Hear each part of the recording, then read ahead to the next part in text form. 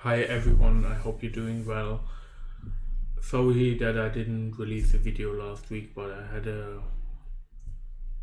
some friends and family of mine were affected by flood, and I needed to help them with their stuff. But we are back today, and we actually have a new concept implemented in our system, in our backend system, which is called event sourcing, and we have some distributed queues also implemented for another feature.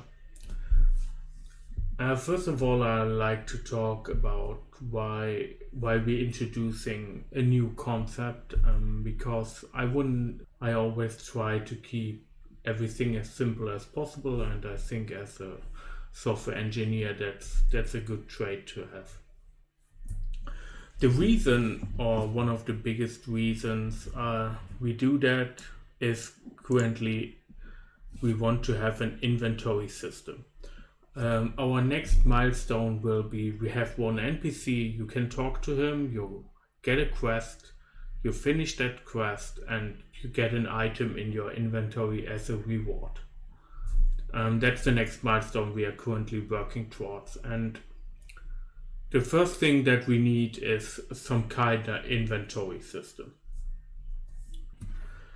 Let's say we have an inventory system in our database, and we have some inventory service where the client can get the current inventory that the player has.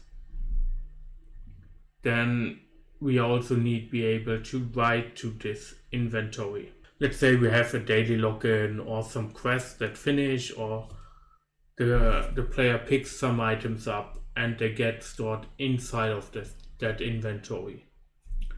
The problem is that they can occur different times, and they can hit with each other. Let's say I have a daily login and I get a reward, and while the daily login is writing to that database, I also finish the quest, which at the same time is also writing to that database.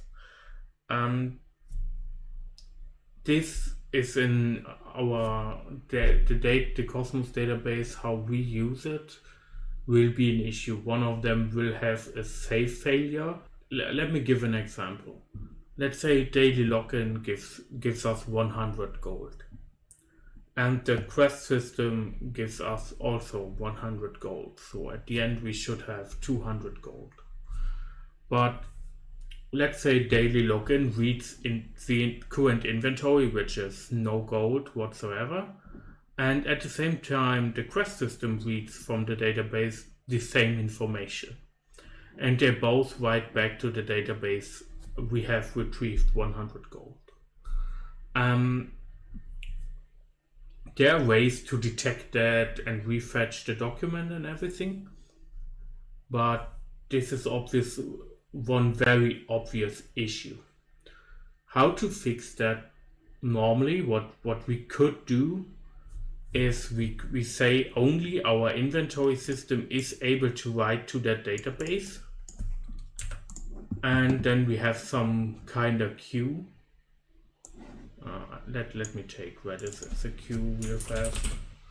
And we have some kind of queue, we write into that queue, and that queue is processed by the inventory. This will solve the issue. But this might have another issue. Let's say we have a lot of those inventory instances, and we need to make sure that they don't write to the same database at the same time. But this is also solvable. So that's an issue that we can solve quite easily with our conventional method. But what we also want to introduce, you might have seen that in a lot of games, you picked up an item, you get it in your inventory, and then you get some kind of notification you got 2 gold or whatever. And to make this thing pop up, we also want to have a notification for, let's say, for changes. This will not only be inventory changes, but for now we talk about inventory. So there are multiple things that we could do. We could get to this database and read the change feed of this database. The change feed in Cosmos DB actually gives us the information when a document is added, removed, or modified. And we will be able to diff the document and find that out. But that's actually pretty bad to do. Another thing we could do is we could introduce another queue, which the inventory system points to, and the notification will then send to the client a notification that 100 gold or whatever has been added. And as you can see, even though we have a message queue and a queuing and decoupling happening between those services, it actually will, when the system gets bigger and bigger, will get very complicated. Because let's say the quest system also needs to know if certain items have been added to the inventory, because the quest system wants to know if a quest is done or not. And then we have another queue for the quest system, and the inventory system writes to that queue. The reason why we write to a queue is to decouple them. If we call the quest system directly, it's even worse. This is a typical way of doing microservices. First of all, not many services, a service never directly accesses the database of another service. This is a very, very bad thing to do, for many reasons.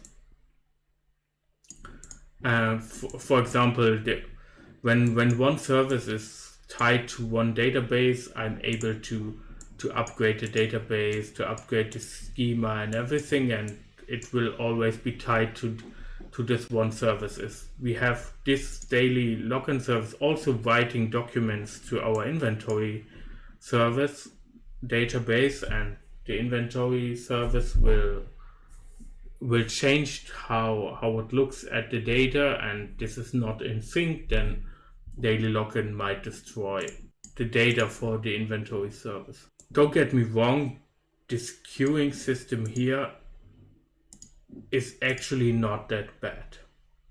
We could actually implement something like that really and make it work without any problem for our use cases. But another approach to actually solve this issue, and which was very trendy in the last couple of years, is event sourcing. And what event sourcing basically allows us to do is to decouple those things with an event store. Let me first really short explain what event sourcing is. Event sourcing is basically, we have a store with all events that are happening currently for our state.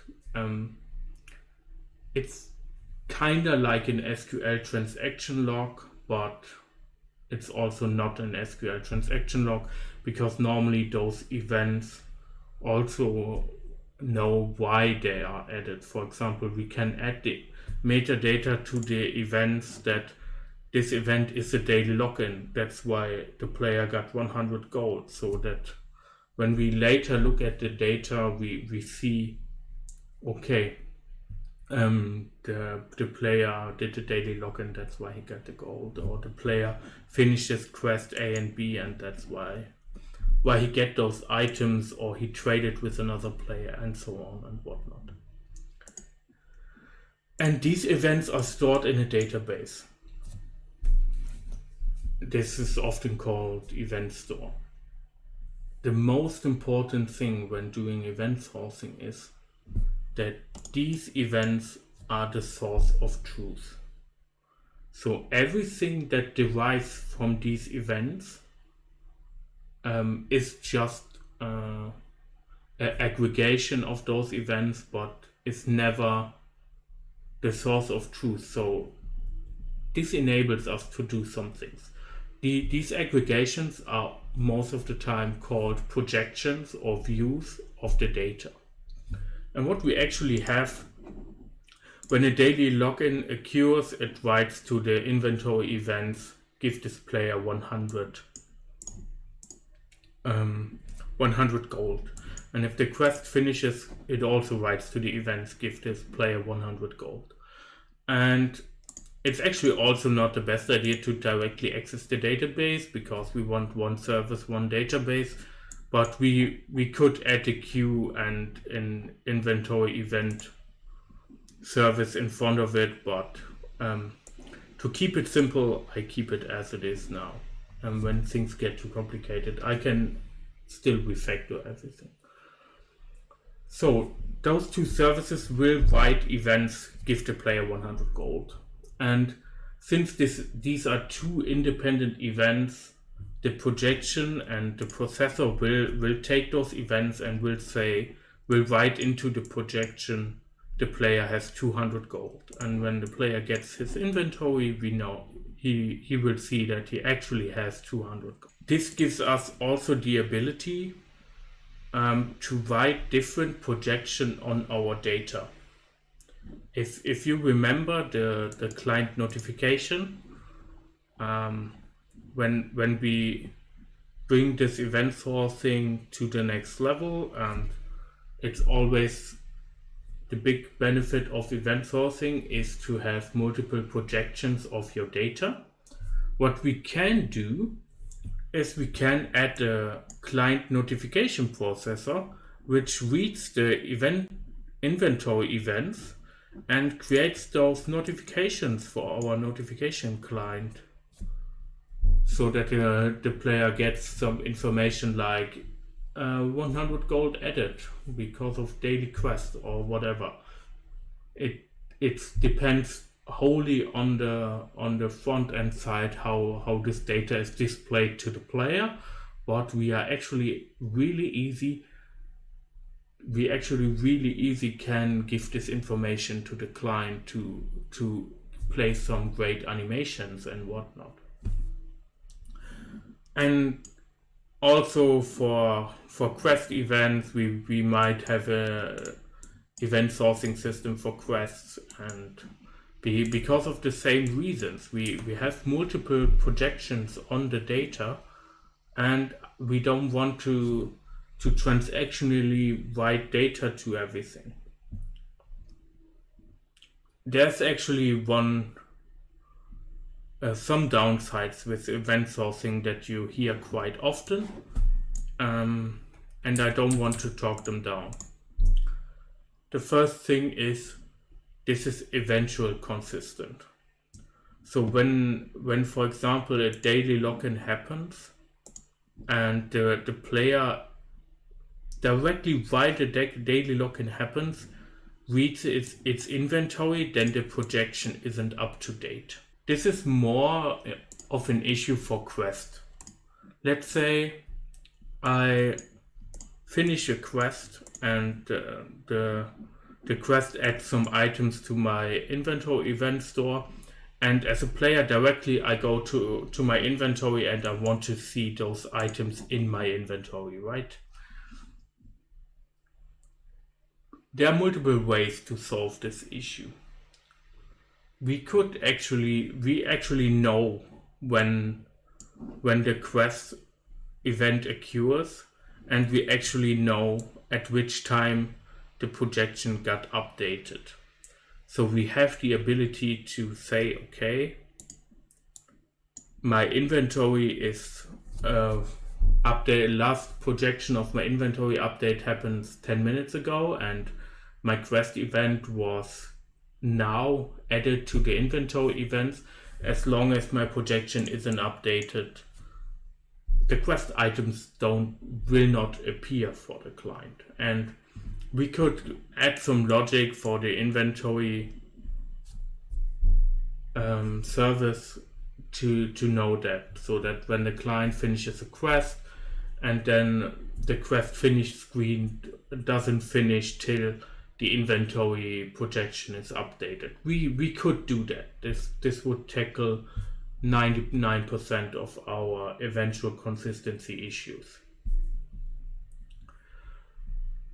Another issue with event sourcing often is versioning of the events. That's actually not a smaller issue than versioning of your database, because what most people tend to ignore is that they could also upgrade the event store. Because often when you see event sourcing systems, they say that this event store just get data added to it but never modified or deleted. And that's actually true. But what I could do, let's say I want to update those events because I add new fields or I remove fields, I could write a migration script to inventory events v2, and I could migrate them. And then my new v2 services could use that, and it goes through the projection and everything. That's actually a good way to do versioning in an event sourcing system. And that's what I would do when we are in production. But since we are just developing currently without having production data, we are free to remove the data anyway. Another great thing is debugging. Let's say I play test with you guys or my friends and family, and an issue appears, and let's say something get added to the inventory events, but the processor has an issue and it doesn't appear in the projection. So when we get some items or gold or whatever, and it doesn't appear to be in the inventory. What I can do with Event Store, because this is basically just historic data of how everything happened, I can copy this event store to my local database or direct my local machine to this database and start debugging in Visual Studio my inventory processor for this case, and I'm able to replay those events and debug very well over my data. And I think that's a really good benefit. There are some downsides with event sourcing, but currently for us the benefits are way better. Another benefit for event sourcing is the ability to be very highly scalable. One benefit often occurs is what happens when you have a lot of events.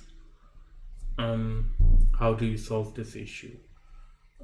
One thing to tackle this issue would be snapshotting. So you create a snapshot of the events with the lower events aggregated into, so that the event count goes down.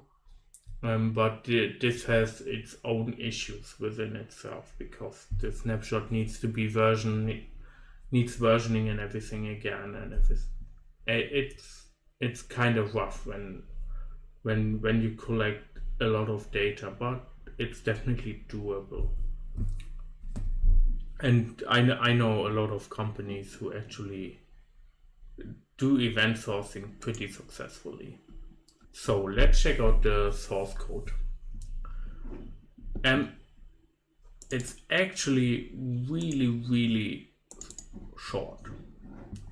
So we have our daily login service. Let's start with the daily login service. The daily login service gets an information when a login occurred.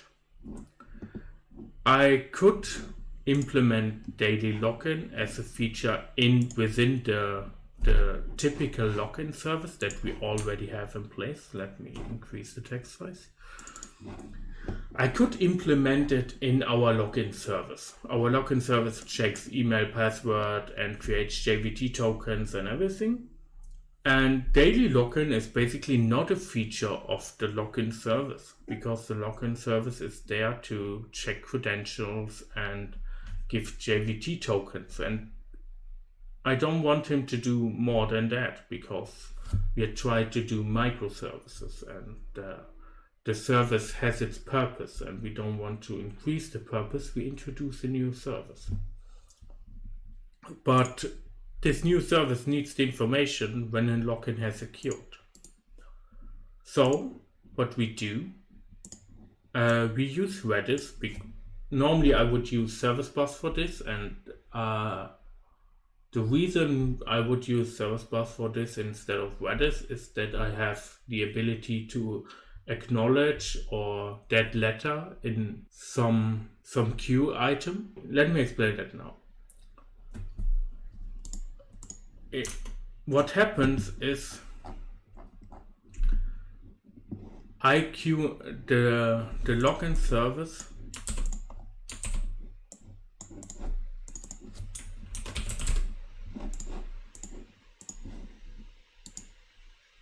This is the wrong way. The login service writes into a queue that the login occurred, and daily login gets the information and processes it. What happens when the processing fails? The service crashes, the machine reboots, whatever happens. The queue entry doesn't get processed after we read it from Redis. This means that the daily login reward is never given to the player for his login. Redis out of the box doesn't solve this issue, because what we actually do is we add it to a list and then we remove it from a list because we read it. And this daily login can't just write back. That's not possible, because we are in a scenario where this service crashed or something. What you could do, or what Redis implemented, it has the ability to write, pop, and I think left push. You can, in an atomic operation, get the message out of the queue and add it to another list or another queue. The problem is that somebody needs to handle the other queue, which is basically your dead letter queue. But still, this would be possible. Another approach is like Service Bus. In Service Bus you have the availability, let's call that Service Bus. You read a message and this message is actually logged. So another reader, when you have multiple instances of daily login, doesn't get this queue entry. But to remove the queue entry fully, the service at the end, after the event is written, it removes the message. This is often called it complete. I think in the SDK you call message complete. the message gets completed in a service bus, and then it's removed from the queue. And if the service crashes and never completes the message, then the message will reoccur on another consumer of this queue later. And this is retried, I think, 3 or 5 times, and if all retries fails, then service bus will add this queue entry or this message to the dead letter queue, which solves basically the whole issue. And that's actually what we want to have. But currently we have a Redis on hand, and since I want to do rapid development now, and I'm really easy to replace Redis with service bus here, I will do that later, because I don't want to introduce a new system now when we start everything. But in the long run, we will replace this with service bus for the issue when the daily login crashes.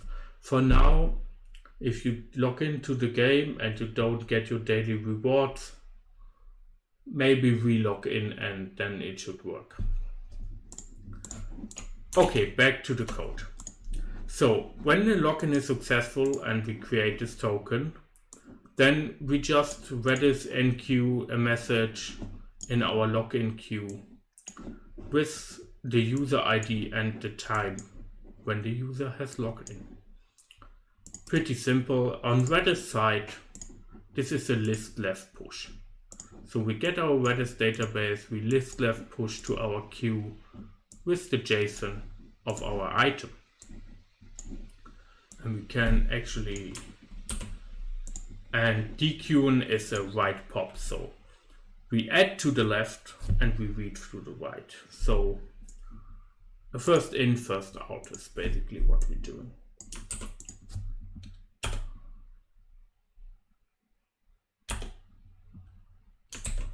So let me just check list right pop left push here. It's actually what I said, it's list. Then you would be able to pop the message and add it to another queue. And if processing is done, you could remove the message from the other queue and call that other queue that letter queue. That would actually be possible, but I think for daily login it's not the end of the world. If the player doesn't get the reward, then he has to re-log in. And it's an edge case, hopefully, that our system crashes. Okay, we have added this to the queue. So this is not ideal for microservice, because normally we would publish to a more generic queue that a login has secured.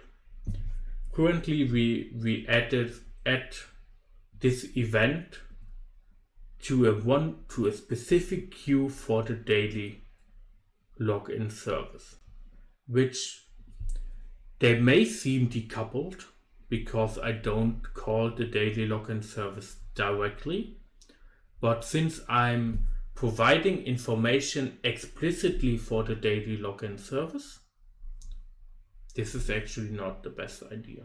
But it's a very fast implementation now. Normally it would be better to have a full-fledged message queue like service bus, where the login service provides the information that the login has secured, and we can have multiple consumers. Let's say our Quest system also wants the information that when the player has logged in for some quest, for example, log in 10 days after each other, then this service, then with the current implementation, we need to enqueue into another queue for the Quest system, which is obviously very bad. But like I said, in the future we will do that with service bus, and then we have the ability have one publisher and multiple subscribers, like the publish subscribe system we have, but with queuing capabilities. Because what we want to have now on the other side is our daily login service, and we want to be able to start this daily login service multiple times and have processed the queue, but not processing queue items more than one time. To achieve this, when we dequeue in Redis, or when we actually list write pop, this is an atomic transaction on the list. So the first one who calls this gets the first item, and the item is removed after this call. And Redis doesn't concurrently execute those commands on the same list, so they are executed one after another. So the next one doesn't get the event when just one event happened. I think it's easier when you see it in action. And what the daily login service does, it writes some information to the console and basically just gets the last login the player has done. And if the last login is null, then the player logs in for the first time. Or if the date is not like the date today, date is just the day, month, and year component of date time. So just the date, and so basically the last login was not today. If that's the case, then we have the first login of the day, and then we write an inventory event that the player gets 100 gold. This obviously needs to be configurable and everything for our game design to be flexible to change that without any code changes. And then we save the last user login, which is the same one we read at the top here. And we can test that really easy. What we need to do is we need to say we need a daily login service. We don't need event processing. We are not there yet. We need a chat client and we need a login service. So let's apply that and let's just start that. The chat client needs to log in to the game for the JVT token for the chat. So we abuse the chat client for that. So what I can do, I can register a new user. We have a Unity client, but it's actually easier to just have this console client to test things. So let's say AAA at aaa.de is our user account. It registers it logs in for the first time. The login gets processed and the daily login appears. And this thing tries to connect to the chat, which isn't working. So what we can do again, we can restart it again and we can redo this. And since this client already has logged in of the day, we see it's not processed because our check fails because it has logged in today. So our main goal, like I said, was to have multiple instances of daily login service, but just one of the login services is actually processing the event so that the player doesn't get the rewards twice or multiple times. I forgot to start a chat client.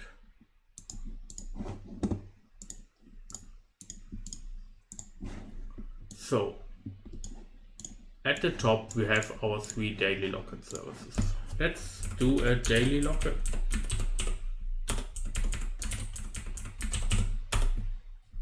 And now this one occurred, but the other ones didn't do anything because we only want this to be executed once. We can redo that case.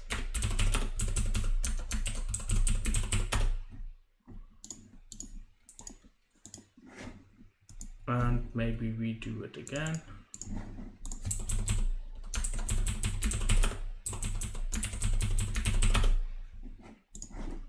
And now we check. And you can see those two get processed by them. It's plain luck who gets the events. It's actually time based because I sleep. When there are no events, then we sleep for 100 milliseconds, which is plenty of time for a backend system.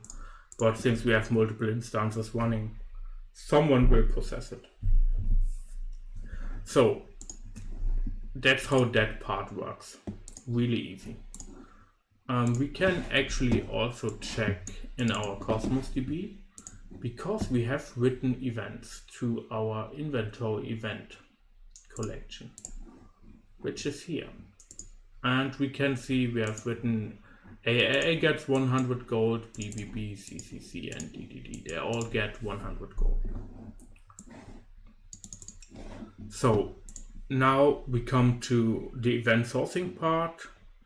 We have our inventory event processor service. This service is also very short. It is so short because Cosmos DB has a lot of capabilities in the SDK already implemented for us. We basically just say we want to have event sourcing and it will do it for us. What we want to do is we get a change feed processor. This change feed processor does the heavy lifting for us. And then we give it some information and we start it. And when I go more into change feed processor in a second, but when we started, then we have this change handler and we get actually multiple changes because efficiency cases is to batch read it. And what we do is we go through those changes and we read the inventory from the player. If the inventory is null, so the player never has any items gotten before, then we initialize it. For every add, we add the items to the inventory. For every remove, we remove the items from the inventory. Here's an edge case which I ignore for now. What happens when the player doesn't have enough items? Then this might get negative. And if it doesn't have any items at all from that kind of item that we want to remove, then we might have an issue. We ignore this issue for now because I don't think I will fix the issue here. I will fix the issue on the side where the items get removed. And the inventory is saved. So I said before, there is an issue when multiple instances write to the same inventory, because some might write 100 gold edit and the other one also might write 100 gold edit instead of 200 because it doesn't get the information that the inventory got updated. This doesn't apply here for one simple reason. My event store has the partition key player ID, and the inventory is always unique for each player.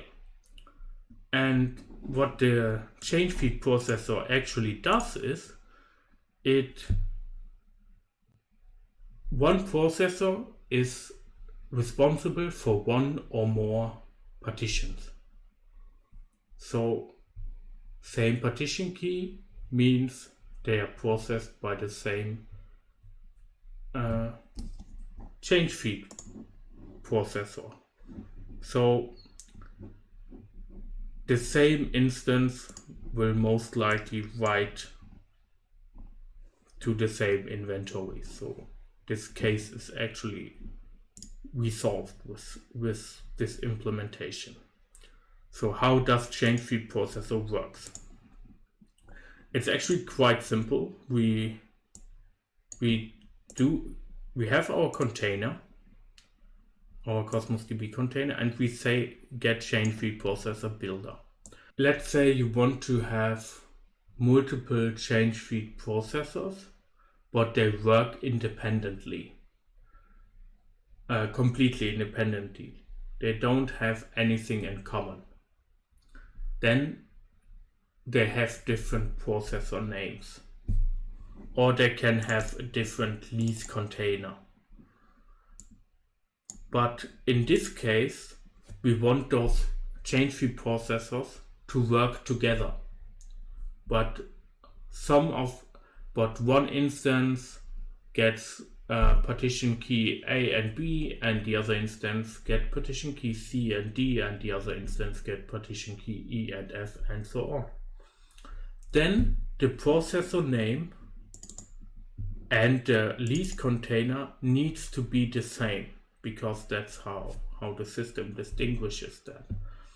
The only thing that needs to be different is the instance name. And so we currently just have our inventory projection. So we have just one processor name, which is basically, what did I name it? I named it inventory event aggregator. And let's say when we go back to our diagram, we later have this client notification processor. Then this has a different processor name, because when the inventory event aggregator processor processes events, then the client notification processor also wants to process those events independently and get all events. If I name it the same, then they don't get all events. And each instance gets a unique name. In my case, it's a GoID. And then it gets just our handler. I set start time to the min value. So I set start time to datetime min value just to let the processor read from the beginning of time. Since it has the lease container, it won't do it every time, because the lease knows what events already has been processed and what not. So when we start this event processor, since we have events added to our change feed, it should actually process events.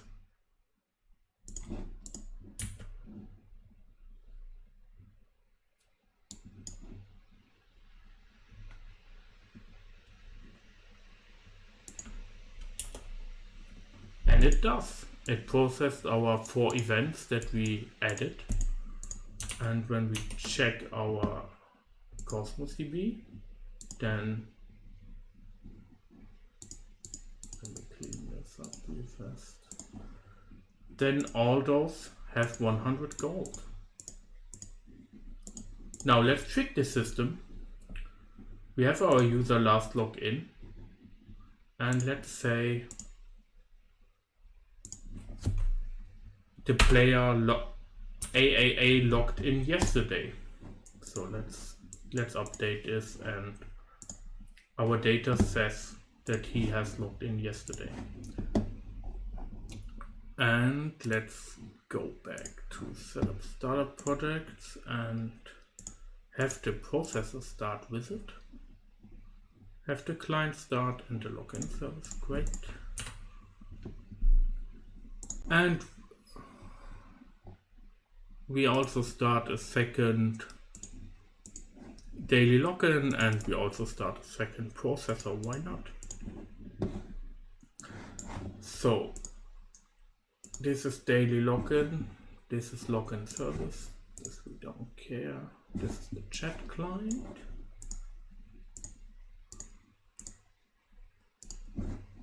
This is daily login, this is inventory. So we have these 2 inventory processors and these 2 daily login.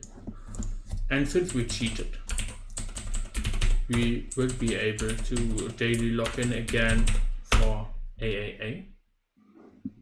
this got processed by the left side and processed by this event processor. And as you can see, both got only processed once, which is exactly what we wanted.